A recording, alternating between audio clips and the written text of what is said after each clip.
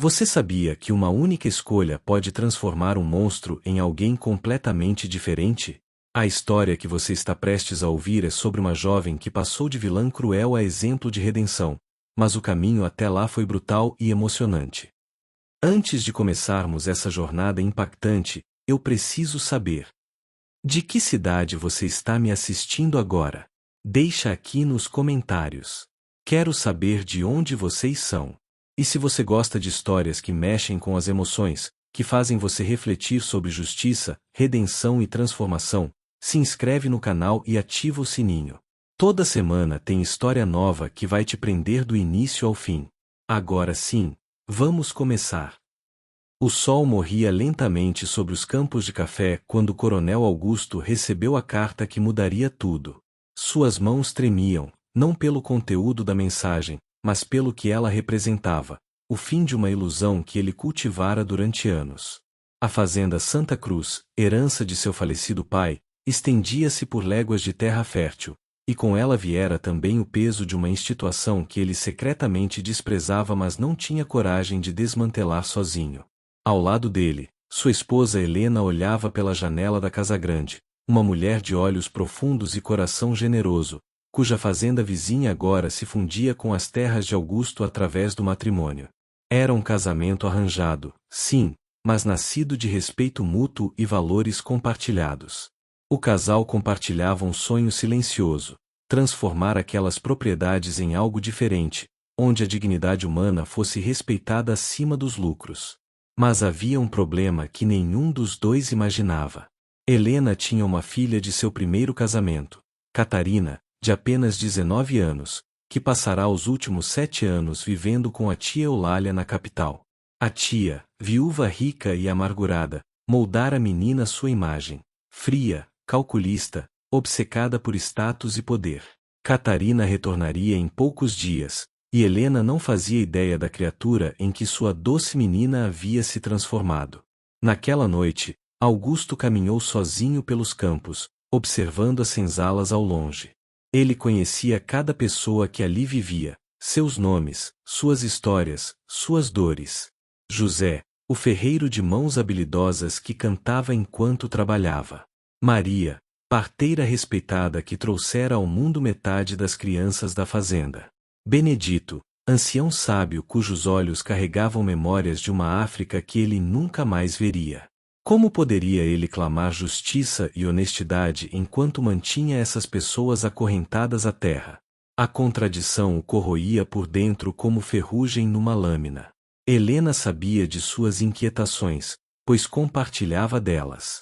Juntos, haviam começado a fazer pequenas mudanças: melhores moradias, alimentação adequada, permissão para casamentos, proibição de castigos físicos.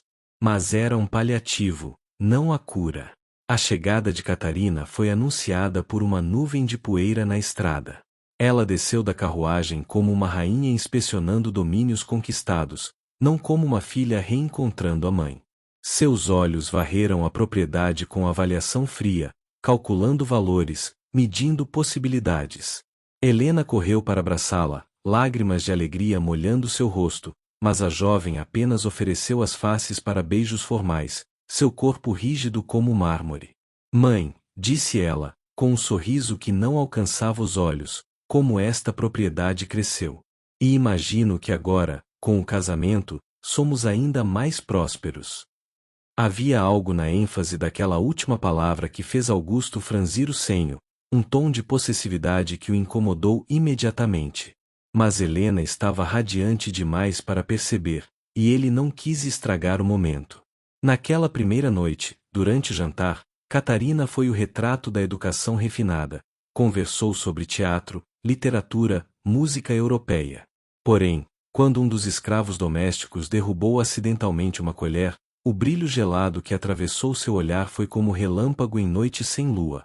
Rápido, intenso, revelador. O rapaz tremeu, e Augusto viu algo que o perturbou profundamente: medo genuíno nos olhos de alguém que até então não temera ninguém na propriedade. Os primeiros dias após a chegada de Catarina transcorreram em aparente harmonia.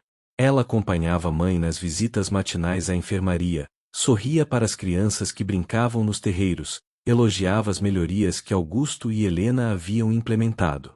Mas quando pensava que não estava sendo observada, sua máscara escorregava. O capataz Severino, homem de confiança do coronel conhecido por sua firmeza temperada com humanidade, foi o primeiro a notar. Certa manhã, ele surpreendeu Catarina nos estábulos, ordenando que um jovem chamado Miguel fosse chicoteado por ter olhado diretamente para ela. A senhorita não tem autoridade para dar tais ordens, Severino disse firmemente. Ela virou-se para ele com olhos flamejantes. Não tenho.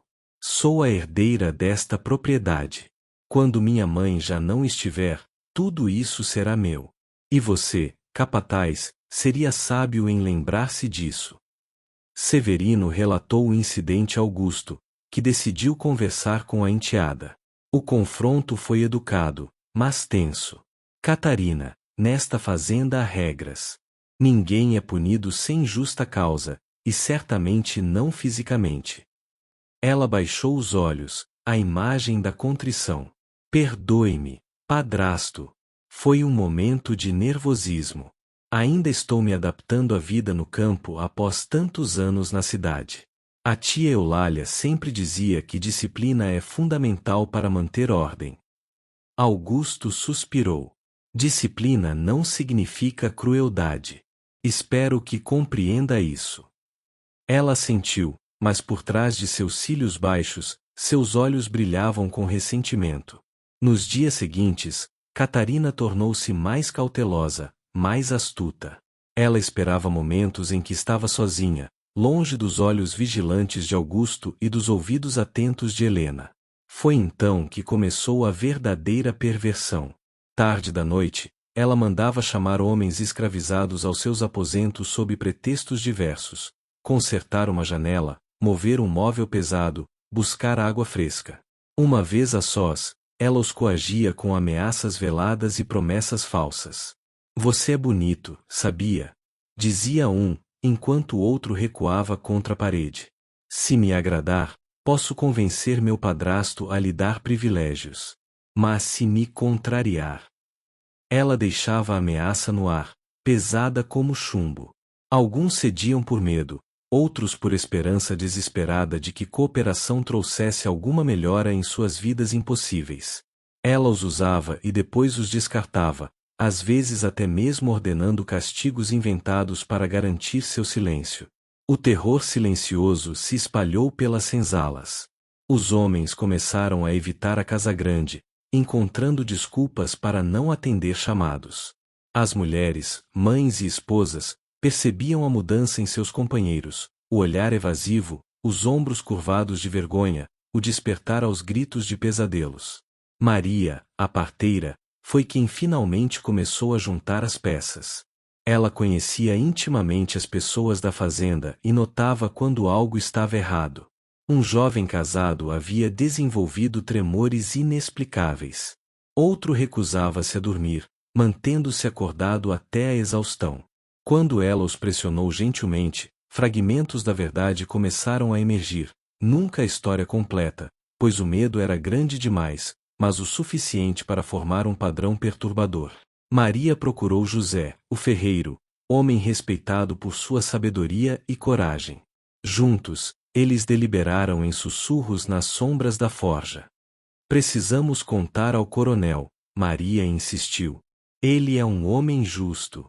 Ele não permitirá isso. Mas José hesitou. E se ele não acreditar? E se ela negar? Somos apenas escravos, Maria. Nossa palavra contra a dela. A dúvida era válida, cruel na sua verdade nua. Ainda assim, Maria estava determinada. Ela havia visto demais, sabia demais. Aquela menina, com sua pele de porcelana e vestidos de seda, escondia uma alma podre, e alguém precisava ter coragem de revelá-la. O que ela não sabia é que outros olhos também haviam começado a ver através da máscara perfeita de Catarina. Olhos dentro da própria Casagrande, olhos que logo testemunhariam algo que não poderia ser ignorado ou perdoado. Helena não era mulher facilmente enganada, mas o amor de mãe pode cegar até os mais perspicazes. Ela notava pequenas inconsistências no comportamento de Catarina, um tom de voz áspero demais com os escravos domésticos, impaciência quando contrariada, o jeito como seus olhos se estreitavam quando Helena elogiava a bondade de Augusto. Mas sempre havia uma explicação pronta, uma desculpa envolta em palavras doces. Estou apenas tentando ser eficiente, mãe. Ou, a tia Eulália sempre dizia que gentileza excessiva cria indisciplina. Helena queria acreditar que sua filha apenas precisava de tempo para se readaptar, para desaprender os ensinamentos rígidos da tia. Mas a verdade, como água sob pressão, encontra rachaduras para emergir. Uma noite de tempestade, quando raios rasgavam o céu e o vento uivava como alma penada, Helena desceu à despensa buscar remédio para uma dor de cabeça. O caminho passava pelos fundos da ala onde ficavam os aposentos de Catarina. Foi quando ouviu um grito abafado, uma voz masculina implorando. Ela congelou, coração disparando. Silenciosamente, aproximou-se da porta e o que viu através da fresta fez cambalear. Catarina estava ali, cabelos soltos, vestido desarranjado, e diante dela, encurralado contra a parede, estava Miguel, o mesmo jovem que Severino mencionara semanas antes. As palavras que saíam da boca de sua filha eram veneno puro. Você não tem escolha, entende? Se recusar, direi ao coronel que tentou me forçar. Quem acham que ele acreditará? A filha ou o escravo?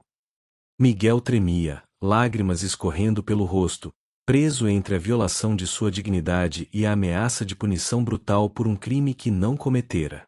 Helena não pôde conter um gemido de horror, e a porta se abriu sob sua mão trêmula. Mãe e filha se encararam. Naquele momento, Catarina não tentou fingir, não buscou desculpas. Seu rosto se contorceu em algo entre desafio e triunfo doentio. Mãe, não é o que pensa.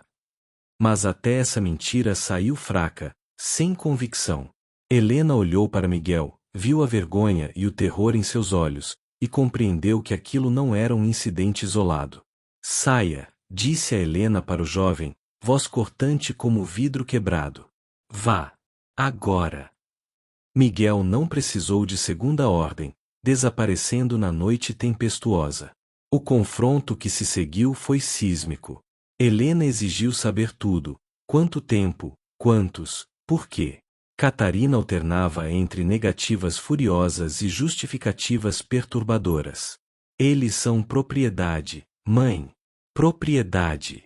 Existo para mandar, eles para obedecer. Helena sentiu náusea. De onde veio essa criatura? O que Eulália fez com você?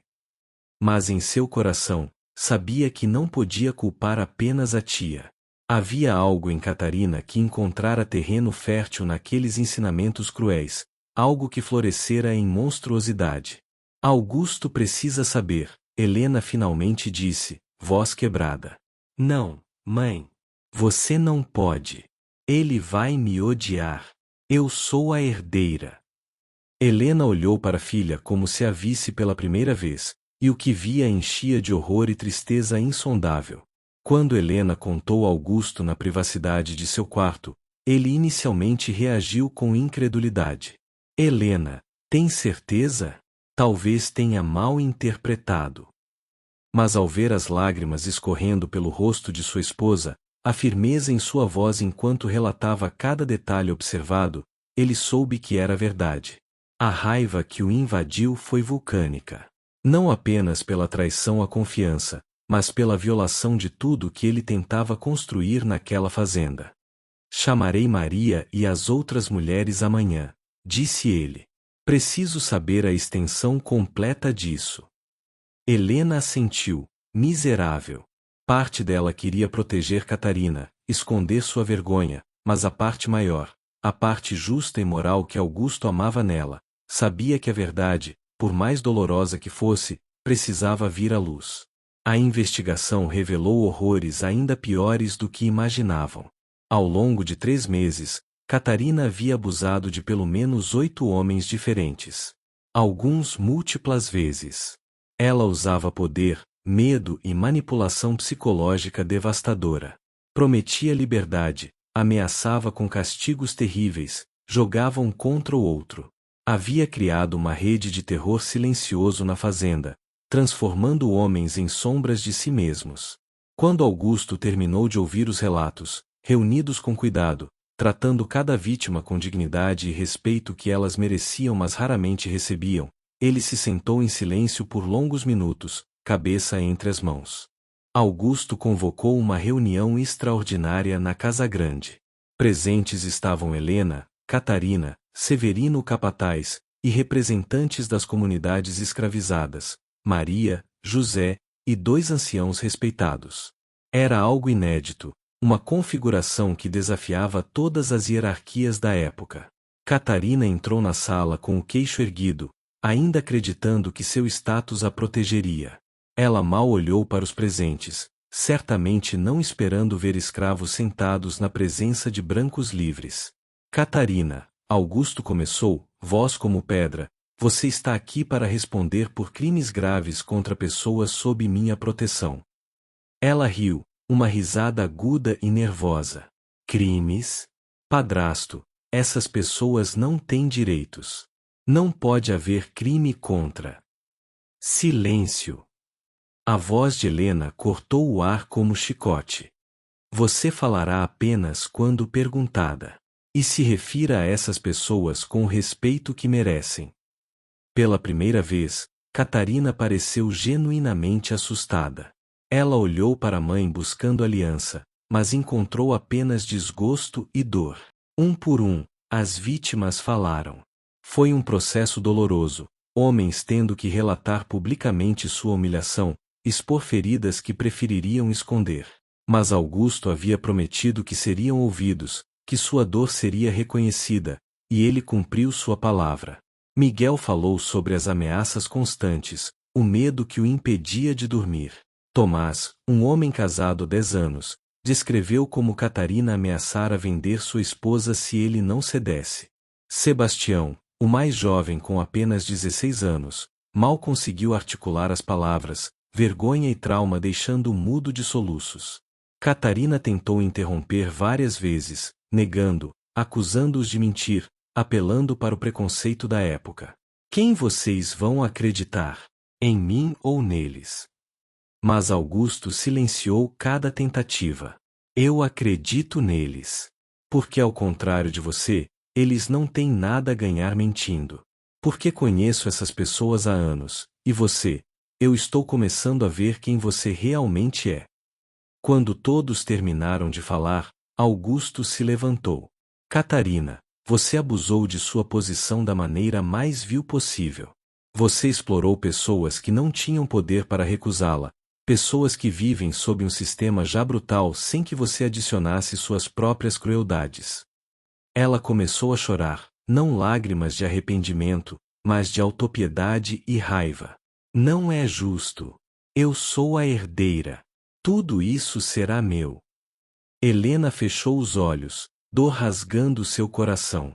Você não herdará nada, Augusto disse simplesmente. Vou fazer testamento deixando estas terras para serem transformadas em uma comunidade livre após minha morte. Você será deserdada completamente. Catarina ficou pálida. Você não pode. Posso e vou. Mas antes disso, você será punida aqui e agora. Ele fez uma pausa.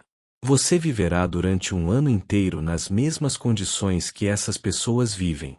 Dormirá nas senzalas, trabalhará nos campos, comerá a mesma comida, seguirá as mesmas regras. E a cada pessoa que você violentou, você pedirá perdão pessoalmente. Não um pedido vazio, mas genuíno, de joelhos se necessário. E se ao final desse ano você não tiver aprendido humanidade, será expulsa desta fazenda sem um centavo. O silêncio que se seguiu foi absoluto.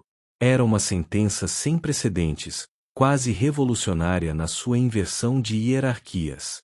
Helena olhou para o marido com lágrimas nos olhos. Parte dela queria protestar, proteger sua filha dessa humilhação, mas a parte maior sabia que era justo, talvez até misericordioso considerando a alternativa.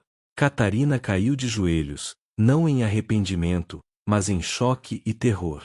Mãe! Mãe, não deixe ele fazer isso. Mas Helena virou o rosto, incapaz de olhar. Os primeiros dias de Catarina nas senzalas foram infernais para ela e desconfortáveis para todos ao redor. Ela se recusava a trabalhar, chorava constantemente, exigia ver sua mãe. Mas Augusto foi firme. A sentença seria cumprida integralmente. Maria foi designada para supervisioná-la, uma escolha deliberada que colocava uma mulher escravizada em posição de autoridade sobre a antiga senhorita. No início, Catarina tratava Maria com desprezo mal disfarçado, mas a parteira era paciente e inflexível. Você vai aprender a plantar mandioca hoje, Maria dizia calmamente. Mas eu não sei como. Catarina protestava. Então aprenderá. Como todos nós tivemos que aprender. Sob o sol escaldante, com mãos que nunca haviam conhecido trabalho pesado formando bolhas dolorosas, Catarina começou a ter seus primeiros vislumbres de uma realidade que sempre existira mas que ela nunca considerará. À noite, deitada em um colchão de palha, corpo dolorido, ela ouvia as conversas ao redor, mulheres planejando como esticar a comida, pais preocupados com filhos doentes, casais sussurrando sonhos impossíveis de liberdade. Levou semanas para que a armadura de privilégio começasse a rachar. O ponto de virada veio quando uma criança pequena adoeceu com febre alta. Catarina assistiu Maria trabalhar incansavelmente através da noite, usando o conhecimento de ervas e preces para salvar a vida da menina. Quando finalmente a febre baixou ao amanhecer, Maria desabou de exaustão, e Catarina, surpreendendo a si mesma, estendeu-lhe água e um pano úmido. Foi um gesto pequeno, mas era genuíno. Os pedidos de perdão foram um verdadeiro teste. Augusto insistiu que ela os fizesse um por um, em particular, dando a cada homem o espaço para aceitar ou recusar, falar ou permanecer em silêncio. A primeira vez foi com Miguel. Catarina aproximou-se dele tremendo, não de frio mas de vergonha que finalmente começava a sentir. Miguel, eu não tenho palavras para expressar o que eu fiz foi. Ele a encarou, olhos duros. Você me fez sentir menos que humano. Você me roubou minha dignidade, minha paz, meu sono. Você usou seu poder para me destruir por dentro. As palavras eram como socos. Catarina caiu de joelhos, lágrimas genuínas finalmente brotando. Eu sei. E sinto muito. Mais do que você pode imaginar. Não espero seu perdão, não o mereço. Mas quero que saiba que vejo agora o monstro que fui. Miguel permaneceu em silêncio por longo tempo. Então, suavemente, disse, eu não sei se posso perdoar. Talvez um dia. Mas vejo que você está mudando. E isso é algo. Era mais do que ela merecia, e ambos sabiam. Cada pedido de perdão subsequente foi igualmente devastador. Alguns homens gritaram com ela, liberando raiva há muito reprimida. Outros choraram. Um simplesmente disse não e foi embora, e ela aceitou isso também. Os meses passaram. Catarina parou de se reconhecer. Suas mãos, antes macias, agora tinham calos. Seu rosto, que evitava o sol, estava bronzeado. Ela aprendeu a carregar água, plantar, colher, cozinhar. Mais importante, aprendeu a ouvir. As histórias que as pessoas compartilhavam ao redor das fogueiras noturnas, de famílias separadas, de liberdade perdida, de resiliência diante do horror. Essas histórias a mudaram em nível fundamental. Ela começou a entender que cada pessoa escravizada era infinitamente mais complexa, corajosa e humana do que ela jamais concederá. Helena a visitava mensalmente, sempre acompanhada por Augusto. No início, essas visitas eram tensas e dolorosas. Mas com o tempo, Helena começou a ver mudanças genuínas. A arrogância desaparecera. A frieza cruel havia sido substituída por algo mais suave, mais humilde. Mãe, Catarina disse em uma dessas visitas, 6 meses após o início de sua punição, eu finalmente entendo por que você se casou com o coronel Augusto. Vocês compartilham algo que eu nunca tive, humanidade real. Helena chorou, abraçando a filha pela primeira vez em meses. Quando o ano se completou, a fazenda havia mudado tanto quanto Catarina. Augusto, inspirado pelo experimento forçado com sua enteada, começara a implementar mudanças mais radicais. Ele não podia libertar todos imediatamente. As leis da época não permitiam e a economia da fazenda entraria em colapso, mas iniciou um processo gradual. Escravos podiam agora trabalhar por salários modestos que poderiam acumular para comprar sua liberdade. Famílias foram reunidas. Educação básica começou a ser oferecida para crianças e adultos. Castigos físicos foram completamente abolidos. No dia em que a sentença de Catarina oficialmente terminou, Augusto convocou todos para uma assembleia geral no terreiro central. Era uma cena surreal, brancos livres, escravos, capatazes, todos reunidos não como iguais ainda, a sociedade não permitiria isso, mas como membros de uma mesma comunidade com dignidade reconhecida. Catarina estava de pé ao lado de Maria, não mais como punida e supervisora, mas como, se não amigas ainda, algo próximo disso. Catarina, Augusto chamou. Seu ano terminou. Você é livre para retornar à casa grande, ou livre para partir se preferir. A fazenda inteira prendeu a respiração. Catarina deu um passo à frente. Ela havia preparado um discurso, mas as palavras que saíram foram diferentes do que planejara. Há um ano, eu era uma pessoa desprezível.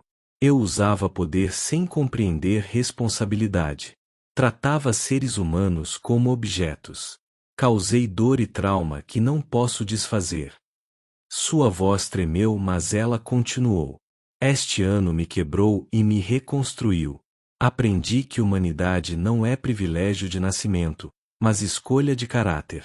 E escolho, a partir de hoje, viver de forma diferente. Ela virou-se para os homens que havia violentado, todos presentes.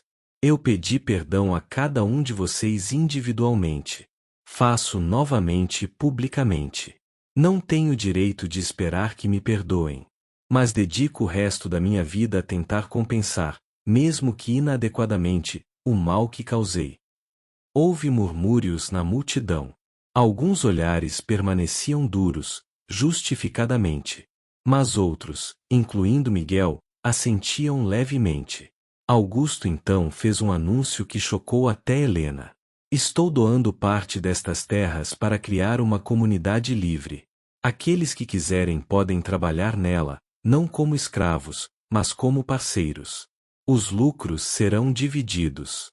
É um começo imperfeito para corrigir uma injustiça perpétua. A reação foi caos controlado, lágrimas, abraços, incredulidade. Maria abraçou José, que abraçou Benedito. Famílias inteiras se ajoelharam em oração. Catarina aproximou-se de Helena e Augusto. Não espero ser reintegrada como herdeira. Não mereço. Mas se me permitem, gostaria de trabalhar nesta nova comunidade. Não como administradora, mas como trabalhadora. Quero construir algo bom das cinzas de quem eu era. Helena olhou para o marido, que assentiu. Você pode ficar, mas precisará provar diariamente que mudou. Catarina acenou, aceitando a condição sem hesitação. Os anos seguintes não foram fáceis. Preconceitos externos persistiam. Fazendeiros vizinhos criticavam Augusto por estragar seus escravos. Pressões econômicas eram constantes. Mas lentamente, a fazenda Santa Cruz tornou-se algo diferente, um farol de possibilidade em meio à escuridão da escravidão. Catarina trabalhou incansavelmente, não apenas nos campos mas criando escola para crianças, ensinando leitura e aritmética. Ela nunca se casou, dedicando sua vida à expiação. Miguel eventualmente a perdoou, não porque esqueceu, nunca esqueceria, mas porque viu mudança genuína sustentada por anos. Você não é mais aquela pessoa, ele disse numa tarde anos depois. E eu preciso libertar a raiva para seguir em frente. Catarina agradeceu com lágrimas, mas nunca presumiu amizade ou absolvição completa. Quando Helena faleceu anos depois, Catarina segurou sua mão e ouviu suas últimas palavras: "Estou orgulhosa de quem você se tornou. Orgulhosa de que teve coragem de mudar." Foram palavras que Catarina carregaria pelo resto da vida como o tesouro mais precioso. Augusto viveu para ver o fim da escravidão no Brasil.